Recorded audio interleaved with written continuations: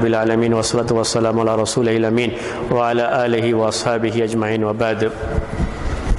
پچھلے ہفتے ہم نے آپ کے سامنے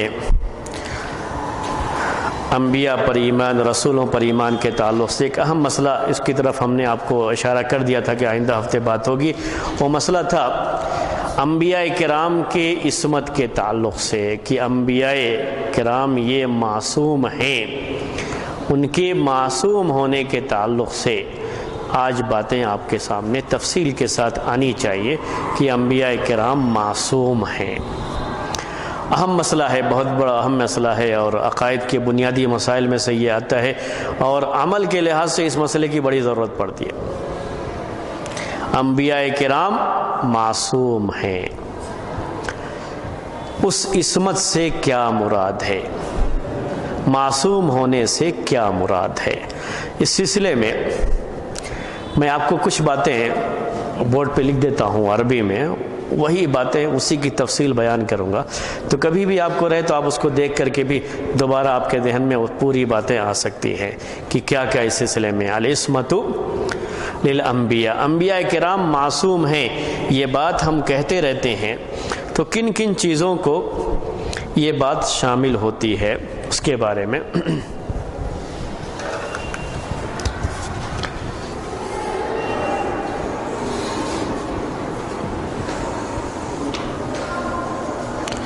میں یہ عربی میں ہی ایسے ہی نوٹ کرتا ہوں، لیکن میں چونکہ اردو میں بتا رہا ہوں آپ کو، تو آپ کو یہ پریشانی نہیں آئے گی۔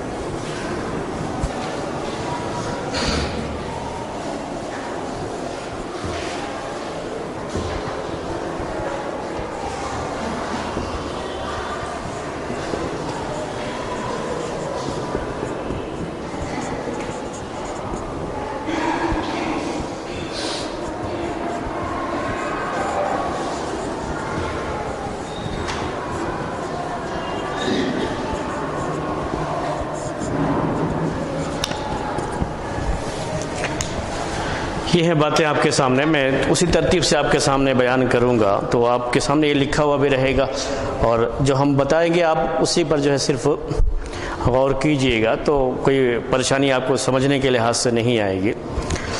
ہم نے آپ کو لکھا ہے سب سے پہلے عصمۃ فی التحمل والادا، انبیاء کرام کی عصمت کے تعلق سے جو باتیں ہیں اس میں سب سے پہلی بات یہ ہے کہ انبیاء کرام معصوم ہیں، انبیاء کرام معصوم ہیں تحمل اور ادا کے لحاظ سے۔ تحمل کا مطلب ہوتا ہے اللہ تبارک و تعالیٰ کی طرف سے جو وحی آتی ہے اس کو حاصل کرنے میں معصوم ہے، تحمل حاصل کرنا۔ ادا کا مطلب ہوتا ہے اسے لوگوں کے سامنے بیان کرنا، جسے آپ تبلیغ بھی کہہ لیتے ہیں۔ تو انبیاء کرام معصوم ہیں، ان سے کوئی غلطی نہیں ہو سکتی وحی کو حاصل کرنے میں اور وحی کو دوسروں تک پہنچانے میں۔ پہلی بات یہ ہے انبیاء کرام معصوم ہیں، اس میں کتنی باتیں آتی ہیں۔ پہلی بات کیا آتی ہے کہ انبیاء کرام کے پاس جو بھی وحی آتی ہے اس وحی کو حاصل کرنے میں اور پھر دوسروں تک پہنچانے میں کبھی وہ کوئی غلطی نہیں کر سکتے، ان سے کوئی غلطی نہیں ہو سکتی، کیونکہ اگر اس میں غلطی آپ تصور کر لیں گے تو پھر پوری دین کی بنیاد ختم ہو جائے گی۔ تو انبیاء کرام معصوم ہوتے ہیں، جتنے بھی نبی اور رسول گزرے ہیں وہ معصوم ہیں۔ تو جب ہم معصوم کہتے ہیں تو پہلی بات کیا آتی ہے کہ جو حکم ان کے پاس اللہ تبارک و تعالیٰ کی طرف سے آتا ہے، جو وحی آتی ہے، جو ہدایت آتی ہے، اس کو اپنے سینے میں محفوظ کر کے دوسروں تک پہنچانے میں بالکل معصوم ہے۔ اس میں شیطان کبھی بھی بیچ میں داخل نہیں ہو سکتا، یہ معصوم ہونے کی بات ہے۔ شیطان کبھی بھی بیچ میں داخل نہیں ہو سکتا، اپنی طرف سے کوئی چیز اس میں وہ کوشش کر کے شامل نہیں کر سکتا۔ یہ پورے سلسلے کو بالکل محفوظ رکھا گیا ہے۔ اللہ کے رسول صلی اللہ علیہ وسلم کے بارے میں یہ بات آتی ہے، قرآن میں آپ یہ آیتیں پڑھتے ہیں سَنُقْرِئُكَ فَلَا تَنْسَى، ہم آپ کو پڑھا دیں گے تو آپ بھولیں گے نہیں۔ یہ وحی کے بارے میں، وحی ہم آپ کے پاس اتارتے ہیں تو اس طریقے سے بیٹھا دیں گے ذہن میں، آپ کے سینے میں، کہ آپ اس کو بھولیں گے نہیں۔ یہ بھولنے کی بات کب آتی ہے؟ بیان کرنے کے ٹائم۔ تو آپ سے کوئی غلطی نہیں ہوگی، آپ بھولیں گے نہیں، جیسے ہم کہہ رہے ہیں بالکل ویسے ہی آپ اسے بیان کریں گے۔ یہ اللہ تبارک و تعالیٰ کی طرف سے ہے۔ قرآن میں یا ایھا الرسول بلغ ما انزل الیک، جو آپ کے اوپر نازل کیا گیا ہے اس کو آپ لوگوں تک پہنچائیے۔ تو یہ پہنچانا بالکل ویسے ہی جیسے نازل کیا گیا ہے۔ قرآن میں یہ بھی بیان ہے، اور عبداللہ ابن عباس رضی اللہ تعالی عنہما کی یہ حدیث ہے، وہ حدیث میں اس کو پیش کرتے ہیں اور ان کی روایت صحیح بخاری کی حدیث ہے یہ، وہ کہتے ہیں کہ جب شروع میں قرآن کا نزول ہوتا تھا، وحی آتی تھی، تو اللہ کے رسول صلی اللہ علیہ وسلم اپنے ہونٹ کو بڑی تیزی کے ساتھ حرکت دیا کرتے تھے، بڑی تیزی کے ساتھ حرکت دیتے تھے، یعنی آپ کی کوشش یہ ہوتی تھی کہ جلدی جلدی میں اس کو محفوظ کر لوں، کہ ایسا نہ کوئی چیز بھول جائے۔ تو اللہ تعالیٰ نے یہ آیت نازل فرمائی لا تحرک لسانک لتعجل بہ، آپ اپنی زبان کو حرکت نہ دیجئے کہ جلدی کریں، آپ جلدی کریں، جلدی سے یاد ہو جائے، آپ اس کے لیے زبان کو حرکت مت دیجئے۔ ان علینا جمعہ وقرآنہ، ہماری ذمہ، اللہ تعالیٰ کہ ہماری ذمہ داری ہے کہ ہم اس کو سینے میں محفوظ کر دیں گے، اور پھر ہماری ذمہ داری ہے کہ وہ آپ کی زبان سے ادا ہو جائے گا، ہماری یہ ذمہ داری ہے کہ آپ اس کو صحیح طریقے سے بیان کر دیں گے۔ تو ہر نبی معصوم ہوتا ہے، کس میں معصوم ہوتا ہے؟ اللہ تعالیٰ کی طرف سے جو وحی آتی ہے، ہدایت آتی ہے، اس کو حاصل کرنے میں بھی اور اس کو بیان کرنے میں بھی، تبلیغ کرنے میں بھی ان سے کوئی غلطی نہیں ہو سکتی۔ اس سلسلے میں اس کا کوئی تصور نہیں کیا جا سکتا۔ اس سلسلے میں نے آپ سے کہا شیطان کبھی بیچ میں نہیں آ سکتا۔ اللہ کے رسول صلی اللہ علیہ وسلم کی اس سلسلے میں ایک حدیث ہے، عبداللہ ابن مسعود رضی اللہ تعالی عنہ کی روایت ہے، اس میں یہ ہے کہ کہتے ہیں اللہ کے رسول صلی اللہ علیہ وسلم کہ ہر انسان کے ساتھ اس کا قرین ہوتا ہے، ہر انسان کے ساتھ اس کا قرین ہوتا ہے، صحیح مسلم کی حدیث۔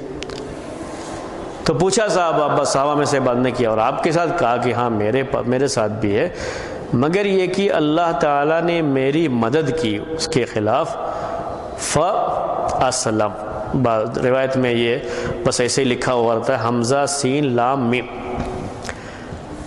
تو اس کو اسلم پڑھا جاتا ہے، تو اس کا معنی یہ ہے کہ میں سالم رہتا ہوں، اللہ تعالیٰ نے میری مدد کی ہے، تو وہ شیطان میرے تعلق سے اگر ایسی کوئی حرکت کرتا ہے جو لوگوں کو بہکانے کی ہوتی ہے تو اس میں وہ کامیاب نہیں ہو سکتا۔ اللہ تعالیٰ نے مجھے معصوم کیا ہے، اس میں مجھے بچایا ہے، میں سالم رہتا ہوں۔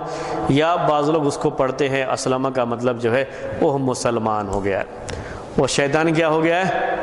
مسلمان ہو گیا، لیکن وہ دونوں معنی بیان کرتے ہیں، اور میں سمجھتا ہوں کہ جب مسلمان ہو گیا تو شیطان ہی نہیں رہا، جو مسلمان ہو گیا وہ شیطان ہی نہیں رہا۔ اس لیے جب کوئی بھی مسلمان ہو سکتا ہے تو پھر وہ شیطان نہیں رہا۔ شیطان تو وہی ہے جس کے یہاں اسلام نہ ہو۔ تو اگر ہم یہ کہیں کہ اللہ کے رسول صلی اللہ علیہ وسلم اور ایسے ہی دوسرے انبیاء محفوظ رہتے تھے، شیطان کبھی بھی ان کے ساتھ جیسے دوسروں کو بہکانے یا ان کو مختلف چیزوں پر ابھارنے یا مختلف چیزوں کی طرف لے جانے کے تعلق سے باتیں ہوتی ہیں، ان کے تعلق سے جس کا تعلق دین کی دعوت سے یا وحی سے جو اللہ تبارک و تعالیٰ کی طرف سے نازل ہوتی ہیں چیزیں، ان چیزوں سے ہے، شیطان اس میں کبھی کامیاب نہیں ہو سکتا۔ ٹھیک ہے، تو یہ اللہ کے رسول صلی اللہ علیہ وسلم کی جو ہے حدیث تھی۔ اس کے بعد قسمۃ من کبائر الذنوب، جو بھی بڑے بڑے گناہ ہیں اللہ تعالیٰ ان کو، وہ شیطان کے تعلق سے جو محفوظ رکھنے کی بات ہے، اگر آپ دیکھیں گے وہ بعض اور بھی احادیث ہے اللہ کے رسول صلی اللہ علیہ وسلم کے بارے میں، بچپن سے انبیاء کی تربیت ایسے ہی ہوتی ہے، تو اللہ کے رسول صلی اللہ علیہ وسلم کے بھی سینے کو چاک کر کے اس میں سے شیطان کا جو حصہ تھا اس کو نکالا گیا، زمزم کے پانی سے دھویا گیا۔ 2 مرتبہ وہ چیز جو ہے ثابت ہے اللہ کے رسول صلی اللہ علیہ وسلم کے تعلق سے، تو باتیں اپنی جگہ پر ہیں، وہ ذہن میں آپ کے رہیں۔ تو شیطان سے حفاظت کی جو بات ہے وہ ذہن میں رہنی چاہیے۔ بڑے بڑے گناہوں سے معصوم ہوتے ہیں، یعنی کوئی بھی بڑا گناہ کسی نبی سے نہیں ہو سکتا۔ شرک کرنا ہے، زنا کرنا ہے، چوری کرنا ہے، جو بھی بڑے بڑے گناہ ہیں، کسی پر الزام لگانا ہے، نبی اس سے محفوظ رہتے ہیں۔ تو ان کی عصمت گناہوں کے تعلق سے، بڑے بڑے گناہوں کے تعلق سے بھی ہے۔ اسی لیے کبھی بھی کسی نبی کے تعلق سے بھی ایسی کوئی بات آ جائے، بیان کر دی جائے کہ اس نبی نے یہ کام کیا ہے، تو بغیر کسی سوچ کے آپ کیا کہیں گے؟ یہ غلط ہے۔ اسی لیے تورات اور انجیل کی بعض نسخوں میں اور جو ابھی موجود ہے اس کے بارے میں جو باتیں جو ہے بعض انبیاء کرام کے بارے میں بیان کی گئی ہیں، ہم سنتے ہی کیا کہہ سکتے ہیں کہ یہ ثابت نہیں ہو سکتی، صحیح نہیں ہو سکتی۔ میں بعض لوگوں کے بارے میں جو ہے آپ کو جو ہے بیان کرتا ہوں جو کہ ان کے جو ہے تورات کے جو بعض نسخے ہیں جو موجود ہیں ابھی ہمارے پاس، یہ یہود و نصارہ کے جو اسفار خمسہ کہلاتے ہیں، 5 بڑے بڑے صفر جو ان کے ہیں، ان کے تعلق سے جو باتیں ہیں میں آپ کو جو اس میں سے چند جو ہے مثال کے طور پر پیش کر رہا ہوں۔ جیسے ہارون علیہ السلام کے بارے میں سفر الخروج میں یہ بات ہے کہ انہوں نے بچھڑا بنایا اور بچھڑے کی عبادت کی بنی اسرائیل کے ساتھ۔ بچھڑا، گائے کا بچہ، وہ بچڑا بنانے کی بات تو قرآن میں ہے، لیکن یہ منع کرتے رہے، روکتے رہے لوگوں کو، یہ بیان نہیں ہے کہ یہ بھی اس میں شامل رہے۔ لیکن جو ان کے یہاں سفر الخروج میں اسفار خمسہ جو ان کے ہیں مقدسہ، اس میں سفر الخروج میں یہ بات ہارون علیہ السلام کے بارے میں آئی ہے کہ انہوں نے بچڑا بنایا اور اس کی پوجا کرنے میں ان کے ساتھ بنی اسرائیل کے ساتھ شریک رہے۔ سنتے ہی ہم کیا کر دیں گے؟ نہیں، ایسا نہیں ہو سکتا جو ہے۔ اسی طریقے سے ابراہیم علیہ السلام کے بعد کے تعلق سے یہ بات اس میں ہے، سفر التکوین میں یہ بات ہے کہ وہ اپنی بیوی سارہ کو لے کر کے فرعون کے پاس گئے، سارہ کو لے کر کے فرعون کے پاس۔ ویسے یہ فرعون جو ہے موسیٰ علیہ السلام کے دور کا فرعون نہ سمجھیے گا، یہ مصر کے جو بادشاہ ہوتے تھے، مصر جب گئے تھے یہ تو مصر کے بادشاہ کے پاس گئے، کہ مصر کے بادشاہ کے پاس یہ گئے اپنی بیوی کو لے کر کے، اور اپنی بیوی کو ان کے پاس پیش کر دیا اس کے پاس کچھ چیزیں حاصل کرنے کے لیے۔ جبکہ قرآن میں جو واقعہ وہ کیا ہے، اور جو احادیث میں اس کی، قرآن میں صرف اشارہ یہ ہے اور جو ہے احادیث میں اس کی تفصیل ہے، بلکہ جو ہے اس کے تعلق سے کہ ابراہیم علیہ السلام، احادیثی میں تفصیل ہے کہ ابراہیم علیہ السلام جب وہاں سے گزر رہے تھے تو وہاں کا جو بادشاہ، مصر کا بادشاہ، وہ بڑا ظالم ہوتا تھا۔ اگر کسی کی بیوی اس کے ساتھ ہوتی تھی تو وہ اس کو اپنے پاس بلا لیا کرتا تھا، بدکاری کرتا تھا، بہن ہو تو چھوڑ دیا کرتا تھا۔ تو اس لیے ابراہیم علیہ السلام نے، صحیح بخاری کی حدیث ہے، ابراہیم علیہ السلام نے ان سے کہا کہ تم سے پوچھے تو تم کیا کہہ دینا؟ میری بہن ہو، یعنی بہن کے تعلق سے، چونکہ ایمان کے لحاظ سے کیا ہے؟ بہن بھائی ہیں، ایمان کے لحاظ سے یہ بہن بھائی ہونے کی بات ہے، یہ بات ہے اپنی جگہ پر ثابت ہے، اور کہیں بھی یہ بات نہیں ہے کہ ابراہیم علیہ السلام، بلکہ یہ بات ہے کہ وہاں کا بادشاہ ایسا تھا، بلکہ وہ ظالمانہ طور پر ایسا کیا کرتا تھا، یہ بات تو اپنی جگہ پر آئی ہوئی ہے، لیکن ابراہیم علیہ السلام کے تعلق سے یہ بات اس میں پیش کی گئی، یہ بڑے گناہوں سے تعلق رکھتی ہے یہ چیز، اس لیے ہم کسی بھی نبی کے بارے میں، ویسے بھی یہ خلاف ہے جو ہمارے دین میں بات آئی ہوئی ہے۔ لوط علیہ السلام کے بارے میں یہ بات ہے جو سفر التکوین ہی میں یہ بات جو ہے کہ انہوں نے شراب پیا اور اپنے ہی گھر میں اپنی بیٹی کے ساتھ زنا کیا، نعوذ باللہ من ذالک۔ یعنی یہ صرف بات آپ کو بیان کر رہا ہوں، اس طرح کی باتیں جو ہے بعض انبیاء کرام کے بارے میں اسفار خمسہ میں جو تورات انجیل کی جو نسخے موجود ہیں اس کے اندر جو ہے موجود ہیں، اور سنتے ہی یہ بات کہہ سکتے ہیں کہ یہ چیزیں بالکل کیا ہیں؟ غلط ہیں۔ یعقوب علیہ السلام کے بارے میں یہ بات ہے، اس میں آئی ہوئی ہے کہ انہوں نے بعض لوگوں کی مویشی جانور چرا لیے تھے، چرانے کا مسئلہ، یعنی بڑے بڑے گناہوں کے تعلق سے یہ باتیں جو چرانے کا مسئلہ ان کے تعلق سے آیا ہوا ہے، اور یہ بھی سفر التکوین میں ہے۔ داؤد علیہ السلام کے بارے میں ہے کہ اپنے جو سپہ سالار تھے، جو فوج کے ذمہ دار تھے، ان میں سے کسی کی بیوی کے ساتھ انہوں نے بدکاری کر لیا، یہ باتیں جو ہے ان کے بارے میں ہیں۔ تو یہ ساری چیزیں جو بھی بیان کی گئی ہیں مختلف جو ہے اس میں، حالانکہ یہ کتابیں مقدس کتابیں تھیں، لیکن اس میں کافی تبدیلیاں جو انہوں نے کی ہیں، اور یہ ایسی جگہیں ہیں جہاں ہم یقین کے ساتھ کہیں گے کہ یہاں پر تبدیلی کی گئی ہے، یہ اپنی اصلی حالت میں باقی نہیں ہے، تحریف کی گئی ہے۔ اسی لیے میں نے مثالیں آپ کے سامنے پیش کی۔ عصمت انبیاء کا عقیدہ، عصمت انبیاء کا عقیدہ یہ کہتا ہے ہم سے کہ کسی بھی نبی کے تعلق سے، صرف اللہ کے رسول صلی اللہ علیہ وسلم ہی کے بارے میں نہیں، جتنے بھی انبیاء اور رسول گزرے ہوئے ہیں، کسی بھی نبی کے تعلق سے اگر کوئی بھی بات اس طرح کی بیان کی جاتی ہے جس کا تعلق بڑے بڑے گناہوں سے ہے، تو ہم ایک ہی مرتبہ میں کہہ دیں گے کہ یہ ثابت نہیں ہے، اور یہ الزام ہے ان کے اوپر، کسی نبی سے کبھی ایسی کوئی غلطی نہیں ہو سکتی۔ انبیاء کرام کو اللہ تبارک و تعالیٰ نے اس سے محفوظ رکھا ہے، یہ بات جو ہے ہم کو ذہن میں رکھنی ہے۔ اسی طریقے سے اب اس کے بعد ہے عصمت فی القضاء والحکم، فیصلہ کرنے میں معصوم ہونا۔ کس میں؟ فیصلہ، قضاء کا مطلب ہوتا ہے فیصلہ کرنا۔ ہیں جو دو لوگ اپنا فیصلہ لے کر کے آئے ہوئے ہیں کہ ہمارے درمیان فیصلہ کر دیجئے، کچھ لڑائی ہو گئی، کچھ معاملہ ہو گیا، تو فیصلہ کرنے میں ججمنٹ جسے کہہ لیجئے آج کے زمانے کے لحاظ سے، بحیثیت جج کیا کوئی نبی رسول غلطی کر سکتا ہے یا نہیں، وہ معصوم ہوتا ہے یا معصوم نہیں ہوتا، بحیثیت جج، کیونکہ جب نبی رہتا ہے تو وہی اپنے قوم کا قاضی بھی رہتا ہے، اپنے قوم کا حاکم بھی رہتا ہے، تو اس میں اس سے کوئی غلطی ہو سکتی ہے یا نہیں ہو سکتی، اس میں غلطی کا امکان رہتا ہے یا نہیں رہتا ہے، یہ ہے معاملہ۔ تو اس کے بارے میں بات یہ ہے، صحیح بات یہ ہے کہ نبی اس میں معصوم نہیں ہوتا ہے، رسول اس میں معصوم نہیں ہوتا ہے، قضاء میں، حکم میں، یعنی فیصلہ کرنے میں نبی معصوم نہیں ہوتا ہے، ایک عام انسان کی طرح سے وہ فیصلہ کرتا ہے، معصوم نہیں ہوتا۔ بحیثیت جج جب وہ کام کرتا ہے اپنی امت کے درمیان تو اس کی حیثیت معصوم کی نہیں ہوتی ہے اس وقت، بلکہ اس کے فیصلے میں غلطی بھی ہو سکتی ہے۔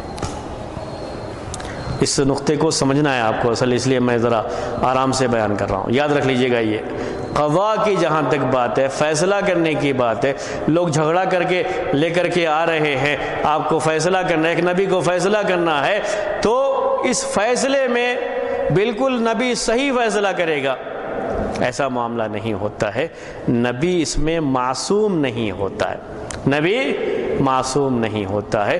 جیسے دوسرے انسان فیصلہ کرتے ہیں تو کبھی فیصلہ کرنے میں غلطی ہو جاتی ہے، ویسے ہی نبی سے بھی فیصلہ کرنے میں غلطی ہو سکتی ہے۔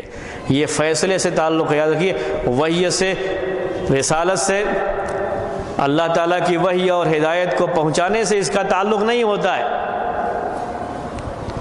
یہ تو سامنے کے دلائل سن کر کے فیصلہ کرتا ہے، یہ کہتا ہے یہ زمین میری ہے، یہ زمین میری ہے، اور اس کے لیے لا کر کے ثبوت پیش کرتا ہے، گواہ پیش کرتا ہے، وہ کہتا ہے میری ہے، اس کے لیے وہ گواہ لا کر کے پیش کرتا ہے، اس کو فیصلہ کرنا ہوتا ہے نبی کو، اس کے درمیان فیصلے کے لیے وحی نہیں آتی ہے، فیصلے کے لیے وحی نہیں آتی ہے، وہ اپنے جو ہے اس کے لحاظ سے دونوں کی طرف کے دلائل کو سن کر کے فیصلہ کرتا ہے، اور اس فیصلے میں غلطی بھی ہو سکتی ہے، وہ معصوم نہیں ہوتا ہے۔ صرف یہ بتانے کے لیے، ہر نبی ہر جو ہے رسول کے ساتھ یہ معاملہ ہے، یہ بتانے کے لیے کہ آگے چل کر کے جتنے بھی امت میں قاضی بنیں گے، جج بنیں گے، ان سب کا معاملہ بھی ایسے ہی رہے گا۔ جب ایک نبی سے فیصلے میں غلطی ہو سکتی ہے تو دوسرے جو قاضی اور جج ہیں ان سے تو بدرجہ اولا غلطی ہو سکتی ہے۔ کبھی بھی قاضی کا فیصلہ حق کو باطل، باطل کو حق نہیں کر سکتا۔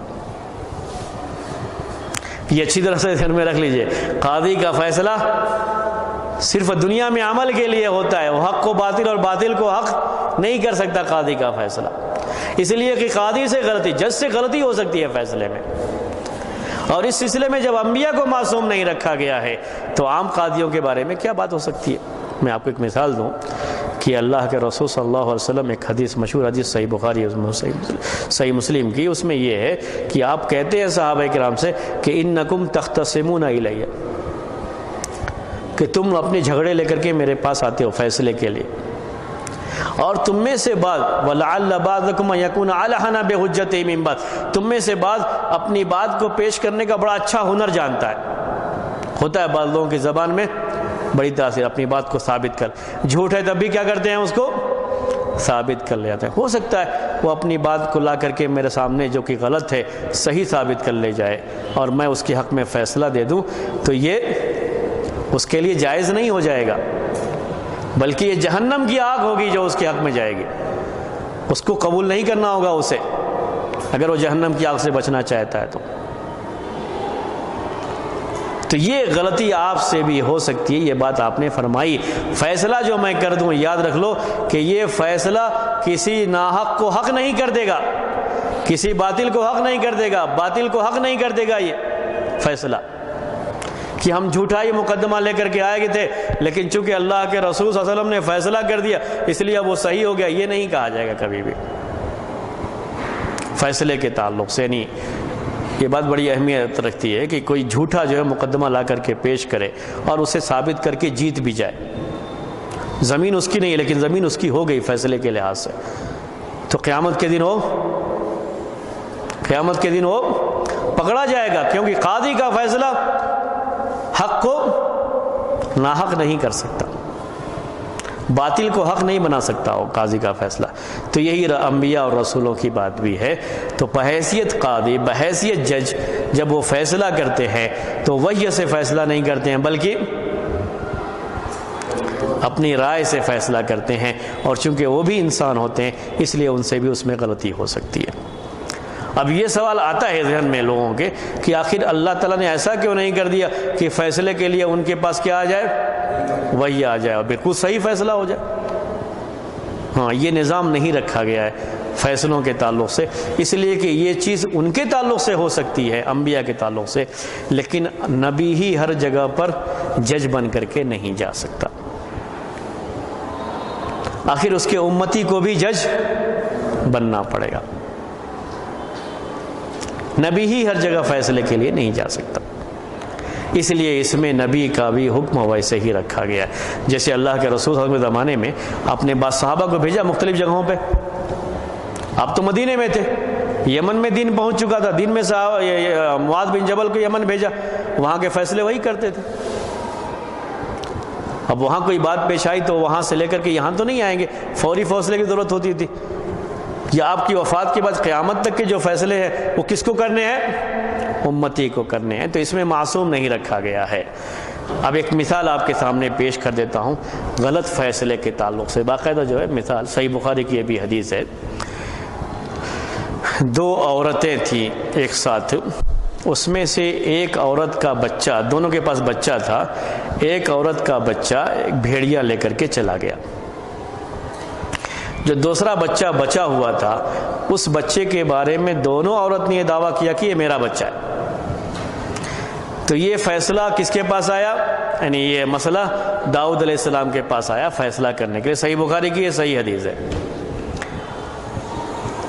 داؤد علیہ السلام نے دونوں کی باتیں سنی، اس میں سے ایک چھوٹی تھی ایک بڑی تھی، تو انہوں نے بڑی کے حق میں فیصلہ دے دیا کہ یہ بچہ بڑی کو دے دیا جائے۔ وہ فیصلے کے بعد گزر رہی تھیں عورتیں، تو سلیمان علیہ السلام ملے، پوچھے کیا بات ہے؟ کہا کہ ایسا ایسا ہے، یہ فیصلہ ہوا۔ کہا کہ واپس آؤ، بلا کر کے لائے اور کہا کہ تم دونوں کو یہ دعویٰ ہے کہ یہ بچہ اس کا ہے اور دوسری عورت کا بچہ ہی بھیڑیا لے کر کے گیا ہے، تو کہا کہ ہم ایسا کریں گے، ایک آرا منگا کر کے اس سے بچے کو آدھا آدھا چیر دیں گے، آدھا تم لینا آدھا یہ لے لیں گے۔ جب انہوں نے بچے کو مارنا چاہا، مارنے کا ارادہ نہیں، یہ صرف فیصلہ کرنے کے لیے، یہ ان کا اپنا یہ تھا فیصلہ کرنے کے لیے، تو چھوٹی والے نے کہا کہ نہیں مجھے نہیں چاہیے، آپ اس کو دے دیجئے۔ تو انہوں نے یہ فیصلہ کس کے حق میں کیا؟ چھوٹی والے کے حق میں کر دیا کہ جس کا بچہ ہے اس کو اس کی تڑپ ہے، جس کا بچہ پہلے ہی چلا جا چکا ہے اس کو یہ ہے کہ ہمارا گیا تو اس کا بھی، یہ انسانی فطرت ہوتی ہے۔ اور حدیث میں یہ ہے کہ یہی فیصلہ صحیح تھا۔ کون سا؟ سلیمان علیہ السلام نے جو فیصلہ کیا وہ بچہ چھوٹی والی عورت کا تھا، تو ان کے باپ وہ بھی کیا تھے؟ نبی تھے، لیکن ان کا فیصلہ وہاں پہ غلط تھا۔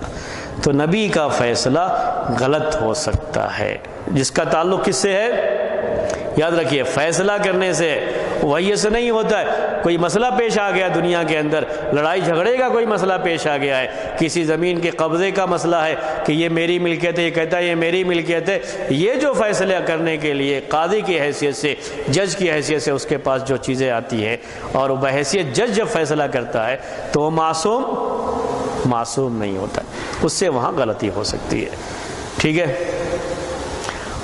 اس کے بعد ہے عصمۃ من الصغائر، چھوٹے چھوٹے گناہ سے بھی کیا معصوم ہوتے ہیں؟ بڑے گناہ کی بات تو پہلے آئی تھی، کیا چھوٹے چھوٹے گناہوں سے بھی یہ معصوم ہوتے ہیں؟ یعنی کوئی چھوٹی موٹی غلطی بھی ان سے نہیں ہو سکتی، چھوٹا موٹی نافرمانی بھی اللہ تعالیٰ کی ان سے نہیں ہو سکتی، کیا وہ معصوم ہوتے ہیں یا معصوم نہیں ہوتے؟ ٹھیک ہے، بولیے۔ ہاں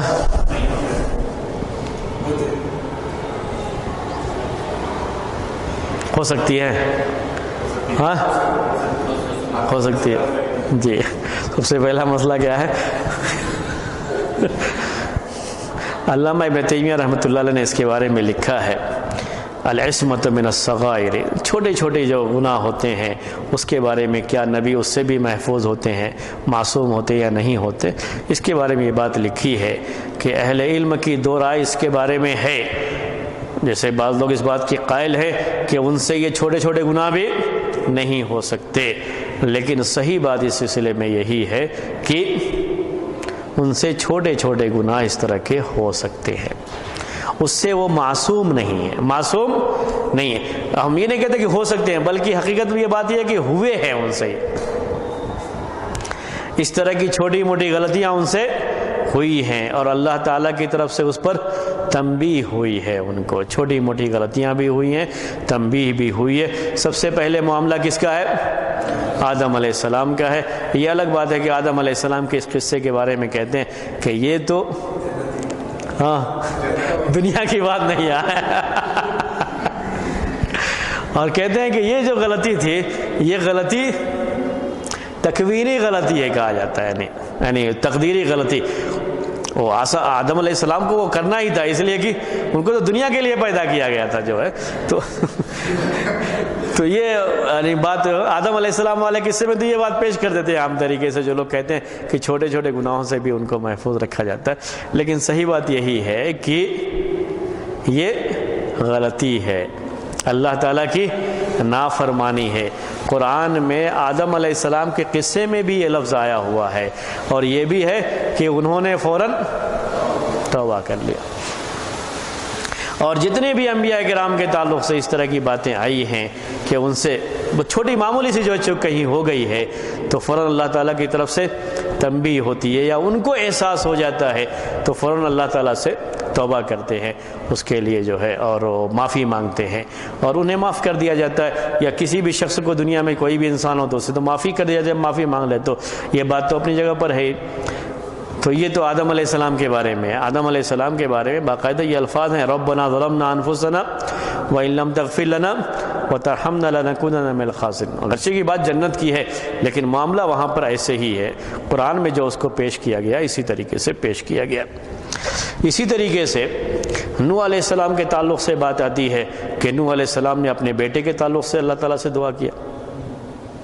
حالانکہ چونکہ بیٹا کافر ہے تو کافر کے لیے. ابراہیم علیہ السلام کے بارے میں اس طرح سے ان کے باپ کے تعلق سے آیا ہوا. اللہ کے رسول صلی اللہ علیہ وسلم کے بارے میں بھی یہ بات ہے کہ جب آپ بیٹھے ہوئے تھے مسجد نبوی میں اور بڑے بڑے صحابہ کے درمیان آپ بیٹھے ہوئے تھے، بڑے بڑے صحابہ نہیں، وہ بڑے بڑے جو ہے مشرکین، یعنی یہ مسجد نبوی کی بات نہیں ہے ذہن میں، تو جو بیٹھے ہوئے تھے آپ جو ہے، تو اس دوران جب وہ صحابی نابینا صحابی آئے اور آپ نے اپنا چہرہ جو ہے ان کی طرف سے تھوڑا سا موڑ لیا اور ان کے ساتھ ذرا آپ کا تعلق اس وقت اتنا اچھا نہیں رہا، تو یہ چیز بھی اللہ تعالیٰ کو پسند نہیں آئی اور اس پر آپ کو تنبیہ کی گئی ہے. اسی طریقے سے فیصلے کا جہاں تک معاملہ ہے، فیصلے میں یہ بھی بات ہوئی کہ اللہ کے رسول صلی اللہ علیہ وسلم نے جب بدر کے جو قیدی تھے، بدر کے جو قیدی تھے ان کے بارے میں فیصلہ کرنے کے لیے مشورہ کیا تھا بھی صحابہ سے، تو ابوبکر رضی اللہ عنہ نے مشورہ دیا تھا کہ آپ ایسے ہی کچھ لے کر کے معاف کر دیجئے. عمر نے کہا سب کو، ان کا فیصلہ نہیں لیا تھا اللہ کے رسول صلی اللہ علیہ وسلم نے، ان کی رائے نہیں لی تھی. بعد میں تنبیہ آئی تھی اللہ تعالیٰ کی طرف سے اس کے تعلق سے بھی کہ وہاں بھی فیصلے میں کہیں نہ کہیں غلطی ہوئی تھی. جی، اور اسی طریقے سے ماریہ قبطیہ یا شہد کے تعلق سے اللہ کے رسول صلی اللہ علیہ وسلم نے جب اپنے اوپر حرام کر لیا تو اللہ تعالیٰ کی طرف سے وحی آئے، لما تحرم ما احل اللہ لک، جو چیز آپ کے لیے حلال ہے وہ آپ حرام کیسے کر سکتے ہیں اپنے اوپر. تو اس طرح کی چھوٹی موٹی جو چیزیں ہوتی ہیں انبیاء کرام اس سے معصوم نہیں ہوتے ہیں، صحیح بات یہ ہے. لیکن دوسرا قول اس سلسلے میں علامہ ابن تیمیہ رحمۃ اللہ نے پیش کیا ہے کہ دوسرا قول بھی ہے کہ بعض لوگ اس سے بھی معصوم مانتے ہیں، یعنی چھوٹا موٹا کوئی گناہ بھی نہیں ہو سکتا، کوئی چھوٹی موٹی غلطی بھی ان سے نہیں ہو سکتی، بالکل معصوم ہوتے ہیں، وہ ہر طرح کے گناہ اور غلطی سے معصوم ہوتے ہیں، یہ پیش کرتے ہیں. اور ان کے یہاں اصل پیش کرنے کی دو وجہ ہے، دو شبہیں ہیں، کہہ لیں دو شبہیں ہیں. کیوں کہتے ہیں کہ انبیاء کرام سے غلطی ہو ہی نہیں سکتی، چھوٹا موٹا گناہ بھی نہیں ہو سکتا؟ کہتے ہیں پہلی بات اس سلسلے میں یہ ہے کہ وہ اپنی قوم کے لیے ماڈل اور اسوہ ہوتے ہیں، نمونہ ہوتے ہیں اپنی پوری قوم کے لیے. اگر ان سے غلطی ہو جائے تو بڑے لوگوں کی معمولی غلطی بھی بہت بڑی مانی جاتی ہے، کیونکہ سب لوگ اس کو اختیار کر لیں گے، وہ ان کے لیے نمونہ ہے. قرآن میں اللہ کے رسول صلی اللہ علیہ وسلم کے بارے میں بھی کہا گیا ہے کہ آپ کیا ہیں، نمونہ ہیں لوگوں کی زندگی کے لیے. تو وہ لوگوں کی زندگی کے لیے ایک نمونہ ہوتے ہیں، ایک ماڈل ہوتے ہیں. تو کیسے ان سے کوئی غلطی، اگر لوگ ان کی وہ نمونہ ہے تو اختیار کریں گے تو غلطی کو بھی اختیار کر لیں گے، غلطی کریں گے تو.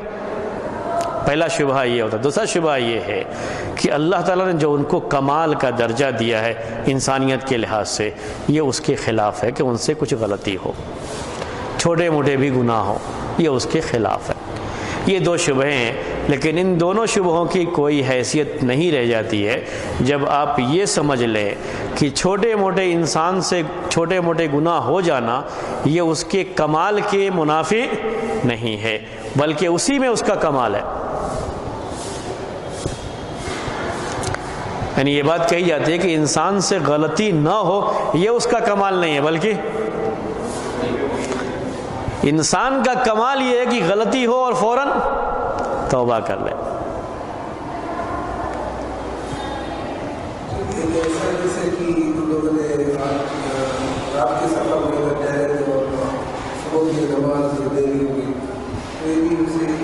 نہیں یہ تو خیر سوئے ہوئے تھے یہ تو کیا تھا، سو گئے تھے.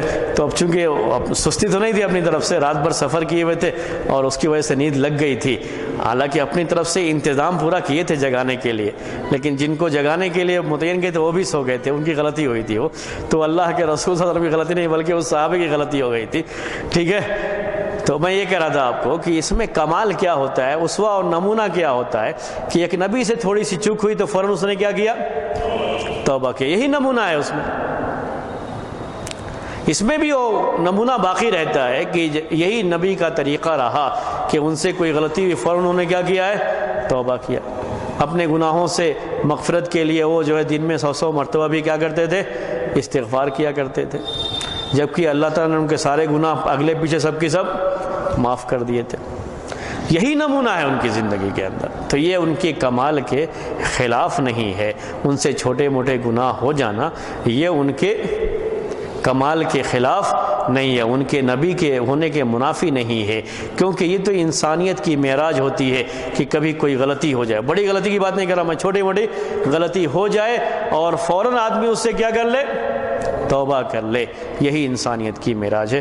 اللہ تبارک و تعالیٰ نے یہ بات جو ہے کہی بھی ہے، اور یہ حدیث قدسی میں یہ بات آتی ہے کہ انسان اگر غلطی نہ کرے تو اللہ تعالیٰ دوسری مخلوق پیدا کرے گا جو غلطی کرے پھر توبہ کرے. تو انسانیت کا، چونکہ وہ بھی انسان ہوتے ہیں تو انسانیت کے اس تقاضے میں یہ بات ہے کہ چھوٹے موٹی غلطی کبھی ہو جائے اور اس کے بعد وہ توبہ کرے. تو یہ بھی لوگوں کے لیے ایک نمونہ رہے کہ جو ہے کبھی بھی کسی نبی سے غلطی ہوئی ہے تو فوراً انہوں نے کیا کیا ہے، توبہ کر لیا ہے. اس کے بعد دیکھیے العصمۃ من القتل قبل تبلیغ الدعوت. یہ اس کا مطلب ہے کہ جب تک اپنی دعوت کو ایک نبی پیش نہیں کر دیتا تب تک اللہ تعالیٰ اس کی جان کی بھی حفاظت کرتا ہے، اور معصوم ہوتا ہے، یعنی حفاظت کیا ہوا جان کے لحاظ سے بھی. تبلیغ دعوت سے پہلے کبھی کسی نبی کو جسمانی لحاظ سے بھی کوئی قتل کر کے اسے ختم نہیں کر سکتا. اللہ تعالیٰ کی طرف سے حفاظت ہوتی ہے. تو عصمت کا مطلب حفاظت ہی کا ہوتا ہے، وہ معصوم ہوتے ہیں، یعنی اللہ تعالیٰ کی طرف سے ان کی حفاظت کی جاتی ہے. لیکن یہ کب تک ہے، ذہن میں رکھیے گا، کب تک ہے یہ، جب تک اپنی دعوت کو پہنچا نہ لیں. ورنہ یہود کے بارے میں، بنی اسرائیل کے بارے میں بعض انبیاء کو انہوں نے قتل بھی کیا. یہ سب دعوت کے بعد ہو سکتا ہے، لیکن دعوت سے پہلے ان کو اللہ تعالیٰ کی طرف سے حفاظت ملتی ہے.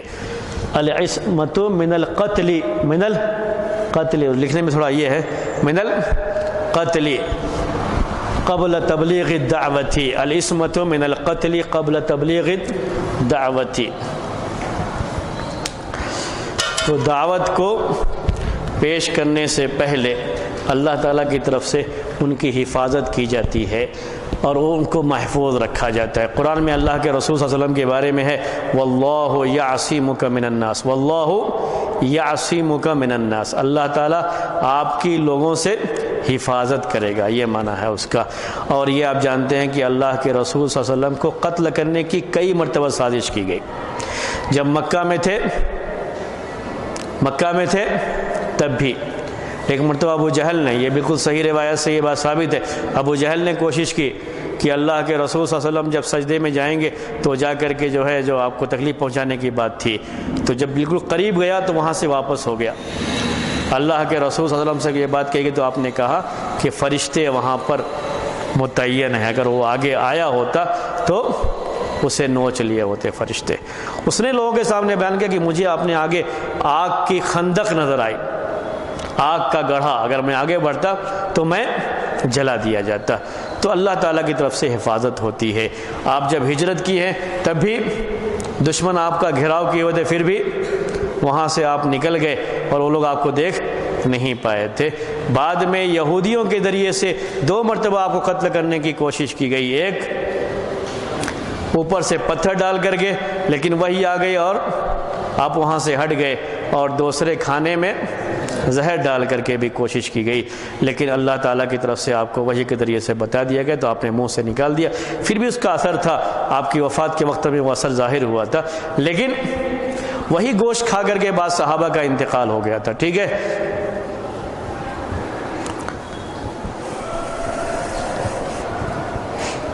ہم انشاءاللہ پھر آئندہ ہفتے آپ کے سامنے اس کے تعلق سے باتیں پیش کریں گے. آج کا درس اسی پر ختم کرتے ہیں. سبحانک اللہم و بحمدک اشہد ان لا الہ الا انت استغفرک.